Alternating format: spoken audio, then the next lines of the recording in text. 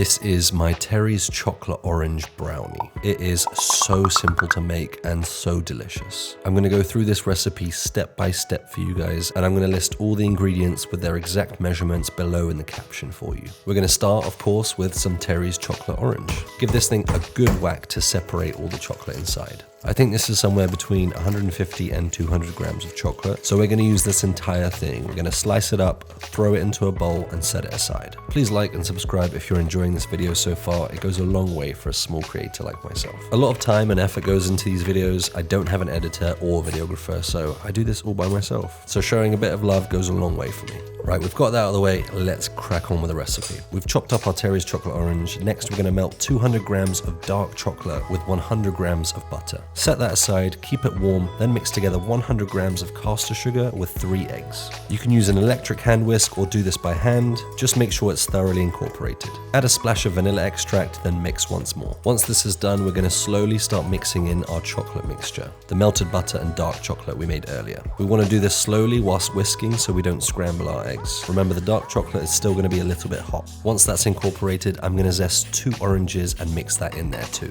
A little bit of extra orange never hurt anybody, right? Finally, we're going to sift in 75 grams of plain flour and 25 grams of cocoa powder. Add in a pinch of salt too to really bring out that chocolate flavor. Fold all of this through, making sure not to overmix. Then add in your chopped Terry's chocolate orange we chopped up earlier. Again, fold those chocolate pieces in, and this is what your batter should look like. Honestly, I didn't even want to bake this thing. It looks so good. I wanted to eat it straight out of the bowl. Super silky, smooth, and delicious. I of course didn't eat this straight out of the bowl. I baked this and I transferred it straight over to my cast iron skillet. The baking time for this was 180 degrees Celsius for 25 minutes. That's around 350 degrees Fahrenheit for my American friends. If you're using a baking tray that's much bigger, the brownie mix is going to be spread quite thin, so I'd bake it for a shorter amount of time. The ideal size is around an 8-inch square baking tray. Now when we pull this brownie out, I'm going to remove it from the cast iron pan because that's going to have residual heat that's going to continue to cook my brownie, and I don't want that. Place this on a cooling rack, and whilst it's still hot, add a few more slices of Terry's chocolate orange on the top. The residual heat from the brownie is going to melt that through, and once it's cooled down, it'll be perfect. Let this cool for around 30 minutes, then slice in and enjoy.